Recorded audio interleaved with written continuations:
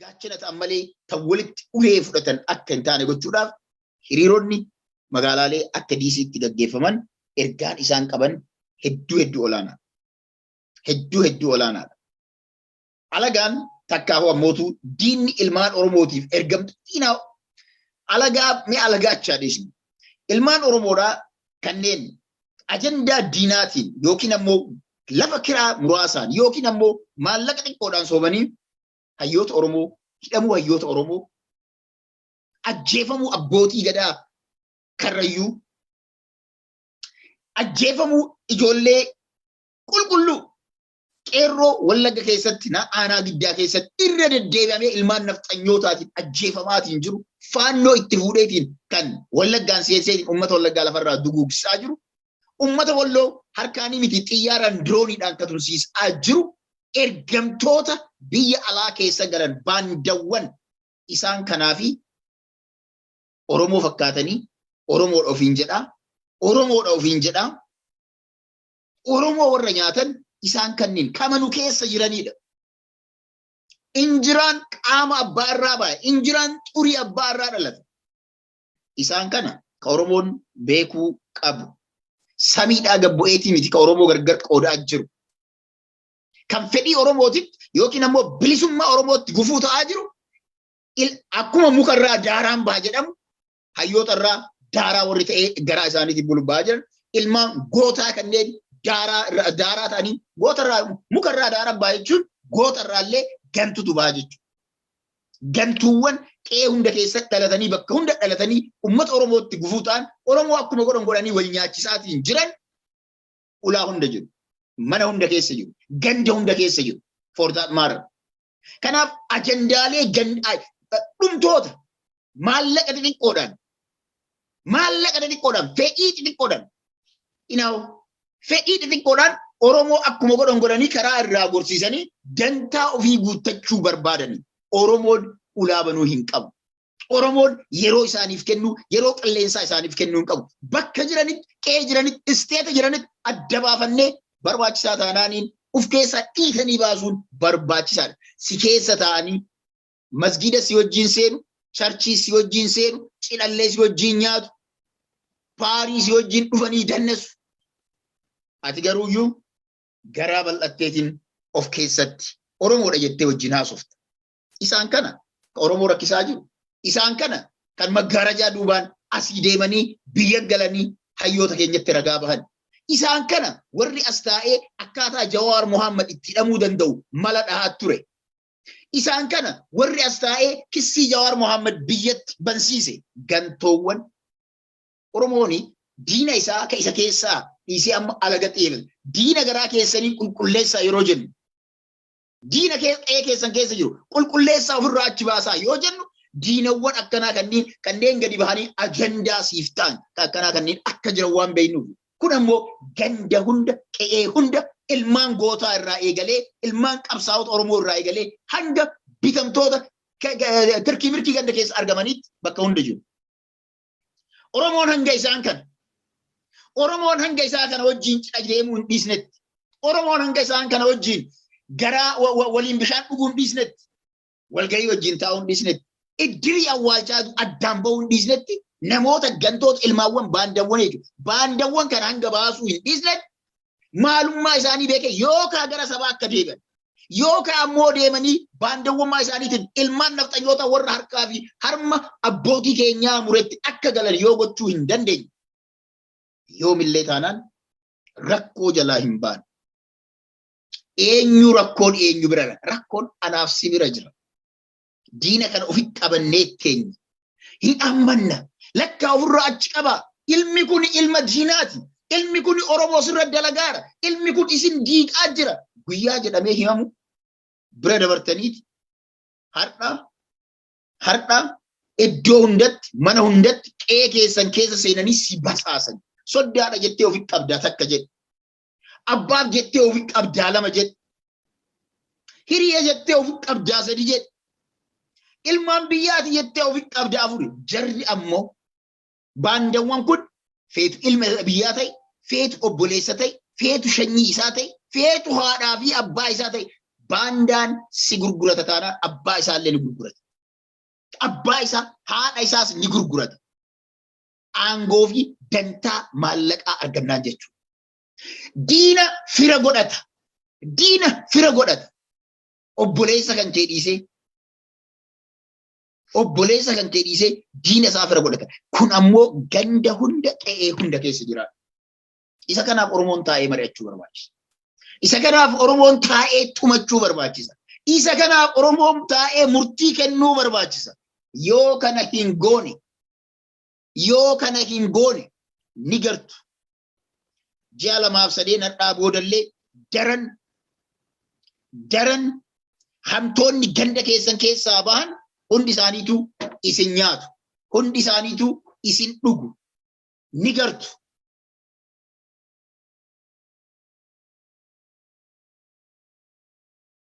Ni gartu. Kuni abbaa biraa bira hin jiru. Ajandaa har'a laalaa wadhaa waan kana isin jedha. Ajandaa har'a miidiyaa kanarra deemu ila warri Ethiopian shall continue jettee magaalaa lakkuu keessa deemtu hundi si ajandaa sammataa qabu. Jaalattanii jibbitanillee warri Ethiopian shall continue jettu tan Minnesota keessa jirtu hundi isii sammuu qabdi. Ajandaa jaraati. Ergama jaraati. Jaratu Oromoo adda diiguudhaaf kana godhaa ture. Kana dubbataa turan. Marqos Buuqatoo namichi jedhamu magaalaa Minnesota keessa namichi jiru. Dhageeffadhaa waan inni nuun jedhe. Isin guyyaa biyyitun bilisoomte jedhe. Biyyitun bilisoomte. Dubartii keenyaa miti dhiira keenya hijaaba uffistuu nuun jedhe. Oromoo diigama jennee saree kana jennee itti dhiisne. Har'a garuuyyuu masgiida dhaqee taasisa asii wajjin ta'a. Maal ka fagoo barbaadu? Maal ka fagootiin lolla? Ganda kana magaalaa Malakkuu kana keessa jechuudha. Oromoon garuu walakkaan isaa duubaan taa'ee dhokatee isa wajjin mari'ata. Warri Ethiopian shall continue jettu hundisiitu fedhu masgiida si wajjin dhufee haasalaatu. Fedhu charchii si wajjin dhaqee haaseenu ejjennoon jara ejjennoo namticha gadi bahee ummata musliimaa arrabseen garaagarummaa hin qabu. Kana jala sana hubadha. For that matter by the way namicha akka Marqos Buuqatoo jedhamu kun Oromoo jechuun Ameerikaa dhufee dhaqe. Even he is not Oromo. Dhugaa jirtu walitti himnaami. Abbaa isaa gaafadha. Gaafadha abbaa isaa. Namoota akkanaa kana of keessa baannee waan deemnuuf gantuulee akkanaa kanneen of keessa qabannee deemna. Yeroo maraataan tokko akka tasaa ta'ee gadi bahee dhoo'e maraatu wasan qofa yookiin badaa fageenyi jiru qofa agarra. Of gorsaa Oromoo yoo isaan kana hin qulqulleessine yoo isaan kana dhugaa anamma fakkeenyaaf jecha inni jedhe sana ragaa wajjin nama gurguddaa keessatti nuun jedhe. Ummata diigama jennee gadhiif. Oromoo diiga jedhe garuu diigaan qe'ee hunda akka jiru beekaa. Dhugaan jirtu tana. Wantummaan dhufu hin jiru. Haqni jiru isii tana. Haqa jiru kana beekaa. Yoo laale. Oromoon jaalattanii jibbitanillee abbootiin gadaa wanti dhumataniif Oromoo mataadhaan gadi nyaatu. Guyyaa Haacaaluu hidhan, guyyaa Jawaar Mohaammed hidhan. Guyyaa Jawaar Mohaammed hidhan. Guyyaa abbootii gadaa fixan, guyyaa qeerroo Oromoo fixan, lafarraa duugan Oromoo mataan gadi nyaachuudha. Namni mataadhaan gadi nyaatame bilisummaan argatu. Namni mataadhaan gadi nyaatame.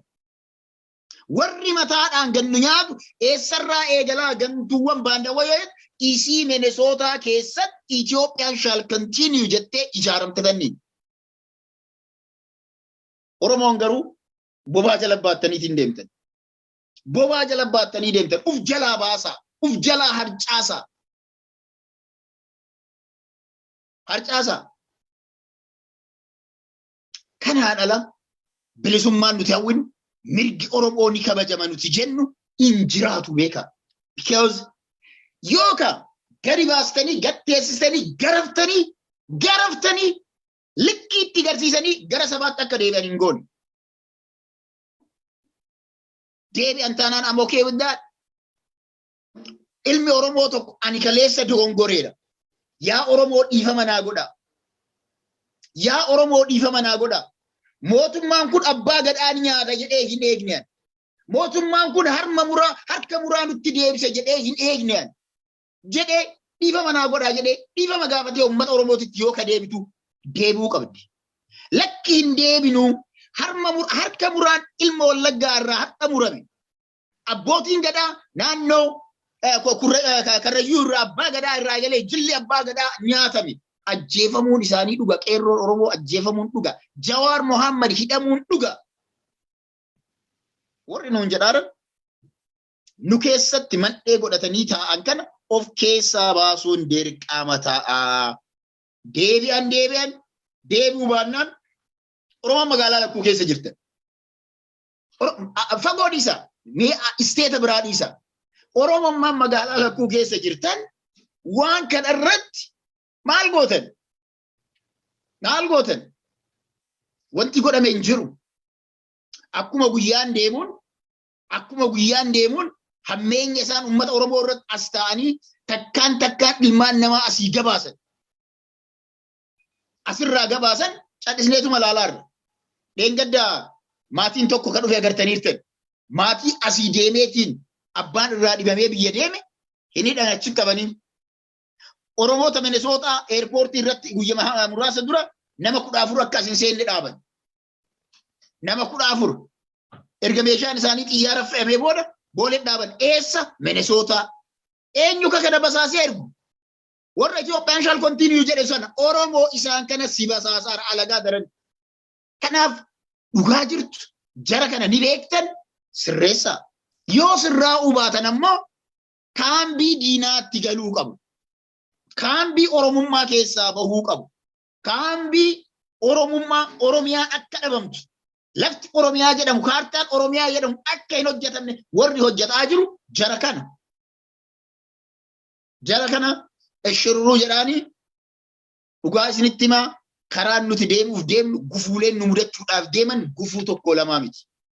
Siyaatil akkasi caasaan OPDO hedduu jira. Gurbaa eenyu takkalaadha moo eenyu kan jedhamu kan magaalaa wayititti aangoo city council kan ta'e irraa eegalee. Takkaalliin yoorsan bari. Takkaalliin namicha jedhamu warri Siyaatil gurbaa sana deebistanii vootii kennitaniif taanaan it's shame on you. Hiriyaa Nagaasaa Oddoo Dubee kan Siyaatil jiru kan city council keessa filameetiin jiru. He is one of the worst OPDO. One of the worst. Warra hamaa jechuudha. Isa kana Oromoon sirriitti hubannee jirra. Diina keenya adda baafannee jirra. Isa jedhu ammas taanaan irra deebi'ee Oromoo sirriitti beeka. Kana gochuuf ammoo tokkummaan Oromoo barbaachisaadha. Tokkummaan Oromoo akkuma guyyaa Jawaar Mohammad yeroo inni biyya na dhufe. Almost waggaa lama na fakkaata hadha wanti sun. Yeroo Jawaar Mohammad biyya na dhufe Jawaar for 2020 jedhamee yeroo akkasitti lafa dhiitame sana yeroo Jawaar Mohammad Ameerikaa kana keessa deemu, Kanaadaa deemu, iddoo garagaraatti hiriira itti bahaa turan. Guyyaa sana galma walgahii hunda harkaa cufaniit Oromoon maal eessa keessatti walgahii taa'e? Charchii keessatti walgahii taa'e. Maaliif? Oromummaaf. Amantii isaa bira kutee jechuudha. Amantii bira kutee rakkoon nutti jirtu akka Oromootitti rakkachaa jirra. Akka Oromootitti dhiitamne. Akka Oromootitti har'a magaalaa Washington DC keessatti bakka walgahiitu uummanni nafxanyootaa kun nu dhoorganii. Kanaaf waan Oromoo keessatti walgeenna jedhan bakka Oromoo mana Oromoo keessatti eessatti charchii keessatti. Kanaaf Oromoon godhe. Sheeka guyyaa sana Oromummaa isaatiif charchii seene yogguu inni as galu kaadireen biltsiginnaa itti duulatti bante. Akkuma amantii irra godhame kan duulatti banan. Garuu bu'aan achirraa argamu adda baafannee osoo ilaallee jiraanne bu'aa olaanaa ture. Kaapitaalaayiz gochuu hin dandeenye. Hin dandeenye.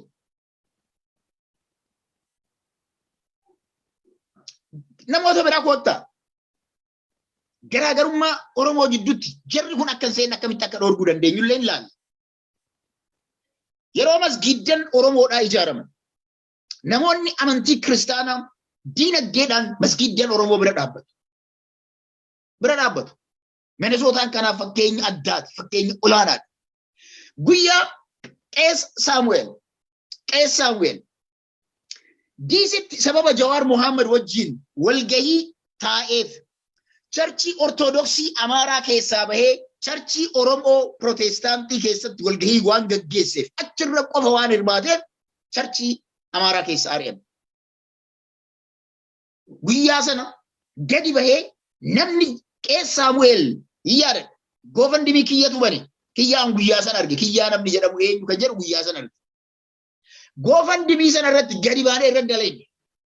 Sa'a muraasa keessatti ani mataa kiyyaa dhimmi kun dhimma Oromummaa waliif fayyisu. Namni kun gargaaramuu qabannee gargaarsaan Qees Saamu'eel bira Oromoon guutuun dhaabbate. Ummata kiristaanaa daran Qees Saamu'eeliin bira yeroo sana charchii mataa isaanii danda'an akka qabaatan goofandimii sana irratti kan gumaacha guddaa buuse Oromoota kiristaanaa daran Oromoota Musliimaati. Goofandimiin sun yoo baname ilaaluu hin danda'amu. Osoo maqaa san seef goonee jiraanne seenaaf tolaatu. Oromummaan kana qabdi. Jaalalli ummanni Musliimaa ummata kiristaanaatiif qabu yookiin ammoo kiristaan dhugaa kashalabbee baandawwan Itoophiyaan shall continue jettu tanniin malee alatti baasaa.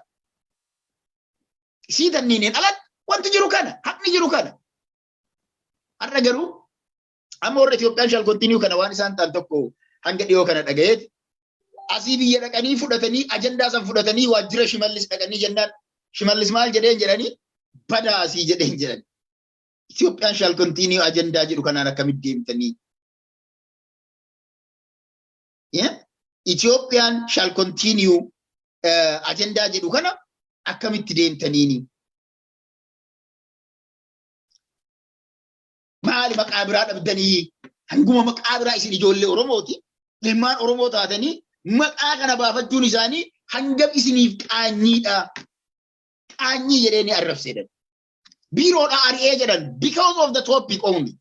Waan biraa irratti asii achi dhiittee ni jirraa haa fakkaattu malee salphisee achi ari'e jedhan. Kuni jaratu himata. Eenyufaa warra Itoophiyaan shall continue warra asii dhaqee warruu qonnaan bulaa keessa deemi. Lafa warra yaa hubadhaa taa'ee Oromoo. Jarri kuni lafa abbaa isaa hanna deeman. Lafa abbaa isaa saamicha deeman. Saamicha hanna. Namni akkamitti qe'ee abbaa isaa falmatee waan isaa gad fudhata malee akkamitti saamicha deema. Warra Itoophiyaan shall continue tan Minnesootaa keessatti dhalatti. Baandawwan gadaamessa haadha Oromootii ba'an tanniin jechuudha. Baandawwan isaan kanniin. Oromoon amma baandawwan akkanaatiif yeroo inni gajjara osoo hin taane yeroo isaanuu mataa irratti fincaa'an amma yeroo mataa isaanii irratti fincaa'an amma likkii isaaniitti galchanii yookaan gara qolaa yookiin gara qeetti deebi'u san ta'uu baannaan diina jedhanii ufachi baasu. Lakkii nuti diina Oromooti. Nuti isiniin diina. Abbootiin gadaa dhumachuun sirriidha. Masgiida Oromootitti yookiin amantii Musliimaatti duuluun sirriidha. Wadda lakkii sanaa miti harka Oromoodhaa jaarraa kana keessatti waraana miliinik ummata Oromoo irra labsanii muruun sirriidha jedhanii Itoophiyaan shall continue Itoophiyaa miliinik. San yoo kan jedhan taate yeroon isaa amma. Kana ta'uu baannaan Oromoon bakka jirtutti walgahii yeroon amma ati tumattu amma. Yeroon amma murtii ajaa'ibaa irra ati geettu amma. San ta'uu baannaan afaanumaan iyyinee dhaabbannaa jechuudha. In action hin jirru jechuudha. Gochaan yoo kan hin jiraanne taate. Waan dubbannu, waan hojiidhaan hin garsiisnu taanaan diina keenya eenyuun akka ta'e. Sabattillee kan duulu, irreecha irratti kan duulu, kan duulchisu. Aadaa Oromoo irratti kan duulu, kan duulchisu. Murtii uummata Oromoo irratti kan duulu, kan duulchisu. Amantiiwwan Oromoo irratti kan duulu, kan duulchisu. Warra Itoophiyaan shall continue jedhan kana yaada agumaatiin garaagarummaa takkan qaban. Kana jala sarara beeka. There is no difference. Yaada wal fakkaatu qaban. Ejjennoo wal fakkaatu qaban. Amma agumaanii tokko cesaat amma namni tokko agumaan fuudhee maalii walitti dhaqe. Let me tell you. Waggaa muraasa dura marii dhaabbilee siyaasaa Oromootiif Minnesootaa keessatti godhaa turre irratti namni ajandaa akkanaa kana fide. Ajandaa akkanaa kana. Ajandaa akkanaa. Kuni laala ofii manguddoodha. Kee ajandaan inni deemu jechuudha. Ofii manguddoodha. Ofii ammoo ajandaan deemaniin ajandaa biraati. Dhaabbilee siyaasaa araarsine jedhanii isaanuu sammuu isaaniitii warra araarameen dhufne agarreetu. Namoota gurguddaa garuu guyyaa uummanni Oromoo Minisootaa walga'ii irra walga'u anatu kaasa maqaa namoota sanaa. Hin himna dhugaa jirtu. Kana jalaa bahuudhaaf amma Oromoon diina isaa san laal qabsoo Oromoo jalatti agoobara jala makamanii warra ajandaa diinaa gaggeessu, warra jibbaa gaggeessu, warra garaagarummaa Oromoo oofu. Mana xarree diiganii baasuun yeroo isaa amma. Dhaabbileen siyaasaa Oromoollee kashalabboota akka kanaa kan maqaa qabsoo jedhaa ammoo agoobara biraa dhaaba jalatti jechuudha. Dhaabni hanga fedhe qulqulluu ta'uu danda'a. Kaayyoon hanga fedhe qulqulluu ta'uu dandeetti. Garuu as jalatti namoonni ruuqaman gargaarsa godhaa jirraa warri ruuqaman kan biraallee jiraachuu akka danda'an ani shakkiin qabu. Kuni ejjennoo Itoophiyaa warra Itoophiyaan shall continue akka ta'e nan beeka. Neki jirti. Har'a Mustafaa jaarraa tokko gadi baheeti booya. Har'a gadi bahee booya. Ummata musliimaa kiyyoo kaleessa ummata musliimaa irratti duulaa turte. Kalee namichi ummata musliimaa irratti duulaa ture har'a OPDO miidiyaa irratti baateetiin boossu musliimaaf yaaddeeti miti. Amantii kanaaf yaaddeeti miti. Nageenya firaa minni rabbi isarratti jiraatu Nabi Muhammadiif yaaddeeti miti. Yaaddeeti miti. Oromoo akkamitti addaan qoqqoonna ajandaa fudhattee galte. Ajandaa fudhattee as deebitee akkamitti diiyaaspooraa kana caccabsina. Diiyaaspooraa dadhabne, sanuu Minisootaa dadhabne, akkam goonee abbootii amantii Minisootaa keessa jiran warra hiriira Oromoo keessatti tokkummaa Oromoo fiduu fide keessatti akkam goonee duulla. Fakkeenyaaf namni Ustaaz Naasirii ol dhugaa jirtu walitti himu. Ustaaz Naasirii ol Oromoo tokkichummaa Oromoo tana cimsuudhaaf akka abbootii amantiititti waa hedduu osoo namoonni gara yoo baasan deeme maayila dheeraa deeme jira yoo jettan hin jiru. Waan jirtu. Garuu amma maal ree namoota jajjabaa akkanaa kan hamilee isaanii tuqanii qabsoo uummata Oromoo keessaa duubatti deebisuu. Inqaanaani Ustaaz Naasiriin fa'aa irratti duuluudhaaf olallee gubanamu Oromoo maalii isarratti miti dubbiin kun kan baname by the way. Jalqaba isarraan eegalanii beekaa guyyaa jalqaba eegalu gurbattiin maraattu sun. Isarraan jalqabe. Booda deemee amantitti ce'an. Kana jechuun maal jechuun yeroo isaan nama tokkotti duulan namni wayitti hin lakkoofne. Homaa fiduu hin danda'anii jedhamee jedhan. Then akka uummanni kun ajandaa godhatee waan biraa karaa irraa bahu waan biraa sii fidan kana sirritti beeki. Jara kana Oromoon of keessaa dhahee baasuu qaba. Afaaniin miti in practice. Gochaan shururuun hin barbaachisu. Diina kan kee nama sirratti waa hojjetaa jiru yoo beekte gochaani afaaniin miti. Come together. Yeroo DC dhadhu qophii DC irratti abbootiin amantii hundi keessan iddoo sana argamtanii abbootiin amantii kiristaanaas abbootiin amantii waaqeffataas abbootiin amantii musliimaallee iddoo DC irra wal geettanii DC irratti murtii jabaa dabarsutu barbaachisa. Akka murtiin Oromoo hundaaf ta'u dabru garuu abbootiin amantii dhugaa Oromummaan isin kadha. Amantii isin qabdanii isin kadha. Hunda keessan guyyaa hiriira DC as deemu kana hin hafinaa. Because akkasitti diina kan kee cabsuu dandeenya. Oromoon carraa kana fayyadamee walitti dhufee carraa kana fayyadamee gandaan Oromoo qooduu warra barbaadu. Ilaalcha siyaasaa fuudhanii Oromoo qooduu warra barbaadan. Oromoon waa hedduurra darbeera. Oromoon gandaan qoodamuun ilaalcha siyaasaatiin gargar fiiguun hayyoota Oromoo akka nyaachise argeera. Har'a hooggantoonni siyaasaa Oromoo tokkittiin illee mirga socho'uu hin qaban. Mirga dubbachuu hin qaban. Har'a diiyaasporaan biyya abbaa isaa silaa biyya bilisoomte jedhameetiin abdatame yeroo kana keessatti biyya silaa waggaa lamaan kana guddina meeqa fiduu dandeetti. Investimentii meeqa diiyaasporaan achi keessa godhaa jedhamee eegame tana qullatti hambisan.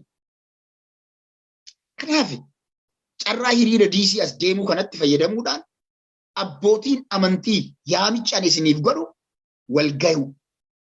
walgaanii mari'achuu mari'atanii murteeffachuu waan murteeffatan sana mootu mariidhaan waan san hojii irra oolchu abbaa fedhe maaf hin taane namni duula yookiin ammoo Oromoo jidduutti ulaa akkanaa banuudhaaf deemu nama dhimma Huttuu fi Tutsii jidduutti gaggeeffame yeroo hundaa'uun cufcafa san deebisuudhaaf warra barbaadanii guyyaa san argatan jarri maal barbaadanii harka dhiqatanii sikkolfaa hoteela irra deemaa mana shaayii mana bunaa deemaa sikkolfaatiin farsoo siin dhugu waan biraa warra sagatii qabu miti. Kanaaf Oromoo qalbii qabaadha. Gantuuwwan tokkichummaa Oromoo diiguu akka hin dandeenye. Oromoo kan baasu tokkichummaa. Oromoo kan baasu walitti dhufanii mari'achuu. Yeroo rakkoon amantii dhalatu abbootiin amantii walitti dhufanii ejjennoo waliin baasu. Qaamaan walitti dhufanii zuumiims miti. Carraa kanaaf kan jiru eessa? DC'dha. Garaagarummaan ilaalchi siyaasa allee jiraannan DC kana bira darbuu hin qabu. It has to over dhumachuu qaba. Hayyoonni Oromoo kan kophaa fiigu tokko jira. Barammaa namni tokko arraba bahee isaatii fi maraataadhaa jedhamee maal jedhamee kijiba maraataa miti namichi fayyaa qaba. Fayyaa qaba maraataas miti. Fayyaa guutuu qaba namichi. Fayyaa mutakkallee medically proven fayyaa qaba lachuu. Kaayyoo isaaniittu ergamtoota baandaati. Nafxanyoota jalatti bulani. Maallaqa gurshaa isaan irraa fudhatan. Gurshaa isaan irraa fudhataniiti Oromoo diigu. Bare warri nafxanyootaa bare torbaaniin in millions maallaqa guru beektu Oromoo. In millions maallaqa guru. In millions.